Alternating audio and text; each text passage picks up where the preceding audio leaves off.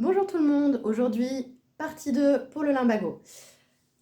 Alors je vous ai dit, je suis pas une folle en montage, c'est pour ça que je fais 2 vidéos. Un jour je prendrai le temps de me perfectionner, mais pour l'instant c'est pas l'objectif. L'objectif c'est de vous fournir un support qui vous rappelle les conseils que je peux vous donner en cabinet.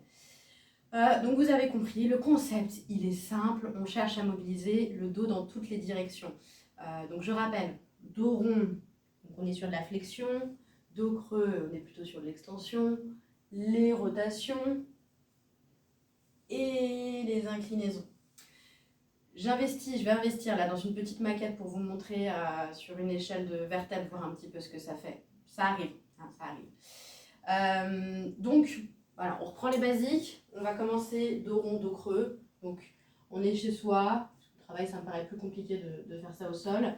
On est chez soi et puis on va travailler. Donc, vous les connaissez hein, de toute façon. Le dos creux, je serre les omoplates, j'abaisse la colonne, je sors les fesses. Ça tire, ça tire, ça tire, ça tire. Le dos rond. Hop, moi j'aime bien mettre un peu sur la pointe des pieds pour la pointe des doigts, pardon, la pulpe des doigts très exactement pour accentuer le dos rond. Hop, et on va chercher loin, loin, loin, loin, loin, loin, loin. On fait comme si un fil tirait le sommet de notre courbure vers le ciel. Et si en plus, j'abuse un peu, mais si vous pouvez me rajouter une petite contraction du périnée, ça permet de tracter votre coccyx qui est articulé avec votre sacrum, qui est articulé avec votre dernière lombaire, et vous ajoutez un petit peu, hop, un petit peu de dos rond, un petit peu de flexion. Voilà, et donc j'inspire, dos creux, j'expire, dos rond avec la petite contraction du périnée. Hop, je vous ferai une vidéo, un de ces cas sur le périnée. Et on alterne autant de fois que nécessaire. Alors, si vraiment la douleur est trop intense, on commence par des petites séries, tranquillement. On fait 5 répétitions, 30 secondes de récup, on recommence. Par contre, si la douleur vous le permet, vous y allez, 10, 15, 20. L'objectif, c'est vraiment de mobiliser. Donc, dos creux, dos rond sur l'expire. Pour travailler le dos rond et l'étirement, posture de l'enfant en yoga, les fesses sont sur les talons. Je viens chercher très loin devant. Alors, est-ce que je suis toujours dans le cadre? Ouais, c'est bon, on voit tout. Parfait. Voilà, on reste comme ça, on souffle tranquillement. Pareil, si vous me rajoutez une petite contraction du périnée, ça ne gâche rien. Très, très bien. Impeccable. On va ensuite aller travailler donc plutôt le dos creux. Je monte sur mon 4 pattes. Et alors, en fonction de la douleur, soit vous faites une transition comme ça, soit on partira du plat ventre. Je ferai les deux. Hop, je monte sur le 4 pattes et puis je redescends. On voit ce qui est possible, d'accord? Donc évidemment, aujourd'hui, je n'ai pas de lumbago, donc c'est plus facile pour moi. Et je vous dis, si ça vous paraît trop ardu, parce que vraiment, beaucoup d'inflammation, beaucoup de douleur, eh bien, c'est pas grave. Donc on repart de la posture de l'enfant. On va, hop, se mettre sur le ventre, face contre terre. Je lève la tête et je pousse un peu sur les bras. Et vous voyez, on fait un dos creux, d'accord? Je pousse un peu, je pousse un peu. Vous voyez jusqu'où c'est acceptable. Même juste ça, c'est acceptable, c'est très bien. On va travailler un petit peu et après vous pouvez aussi travailler en dynamique, si vous le souhaitez, si la douleur le permet. Ok. Maintenant, pour les rotations, alors, sur le dos, vous ne pouvez pas vous affaler comme ça directement, je vous rappelle que vous avez un lumbago.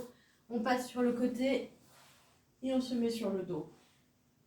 Genou fléchi. Et alors, la rotation, soit vous la travaillez comme ça, un petit peu comme un bébé. Très bien. Ça peut, voilà, si c'est très intense, je pense que c'est acceptable. Un peu plus dur, garde une jambe fléchie, on tend une jambe et le bras du côté de la jambe fléchie est tendu et vous allez emmener un petit peu votre bassin, votre genou du côté opposé. Et là, je vous invite à ce que votre tête regarde du côté du bras tendu. Est-ce que c'est clair ce que je vous raconte? Si c'est pas clair, il faut me le dire. Voilà, et on y va tranquillement. Si c'est trop douloureux et que vous arrêtez là, c'est bien, c'est déjà pas mal. Et puis on peut aller chercher un peu en dynamique. On peut commencer par 10 répétitions, 30 secondes de récup. On recommence 5 fois.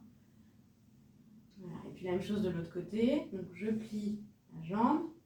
Ok. Je tends le bras du côté du même côté de ma flexion de hanche et de genou. Et je vais venir emmener hop, mon genou sur le côté. Et l'idéal, c'est que ma tête regarde du même côté que mon bras. Voilà.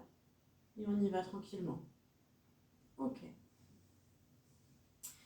On peut aussi travailler un petit peu l'inclinaison. Et on va notamment étirer un gros muscle très puissant au niveau des lombaires. Et on l'appelle le carré des lombes. Hop. On essaye de prendre un petit coussin. Alors, s'ils sont un peu plus plats, on essaye de les superposer, mais il faut qu'ils soient un petit peu épais. On va venir le poser au niveau des côtes. Et là, on va aller étirer le carré des lombes gauche. Hop. Alors, on voit bien mes jambes, on voit bien mes bras. Ouais, super. Je tends la jambe gauche. L'autre est fléchi au sol pour nous stabiliser. Je tends le bras gauche. Avec mon bras droit, je vais venir tracter, tracter, tracter, tracter, tracter. Voilà, super. On relâche. Et on tracte, on tracte, on tracte, on tracte. Alors, je regarde. Bon, la position du pied ne change pas grand-chose. Ok, je tracte, je tracte, je tracte, je tracte. Et puis, je relâche. Voilà. Vous voyez, les techniques au sol, elles sont un peu plus puissantes, elles sont un peu plus variées, mais elles sont aussi nettement plus difficiles en cas de grosse inflammation aiguë, en cas de grosse douleur. La bonne nouvelle chez le lumbago, c'est que c'est spontanément résolutif. Ça veut dire que si vous n'allez pas voir votre médecin, si vous n'allez pas voir votre ostéo, et bien en fait ça va passer tout seul. Alors ça c'est la bonne nouvelle. La mauvaise nouvelle c'est que ça fait très très très très mal. Et donc en général vous êtes quand même pressé de vous en débarrasser. Ce qui me paraît important à savoir aussi, c'est qu'un lumbago n'est pas grave. Quand on dit que c'est spontanément résolutif, c'est-à-dire qu'en fait c'est pas grave, ça va passer tout seul. C'est douloureux mais ça passe tout seul. Et que ce n'est pas le signe d'une lésion, d'une blessure, d'une fragilité de votre dos. En revanche, il est vrai que dans la littérature, on dit que quand vous avez eu un lumbago, grosso modo, vous avez un risque de récidive. Ça, c'est vrai, et c'est pour ça que ça peut être intéressant d'aller renforcer le dos, d'aller travailler sa mobilité de manière un peu, alors je ne veux pas dire quotidienne, il ne faut pas exagérer, mais voilà, de travailler un peu plus sur le fond. Voilà.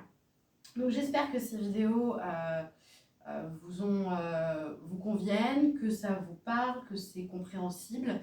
Et j'espère que vous n'en aurez pas besoin en réalité. Voilà. Je vous dis à très bientôt.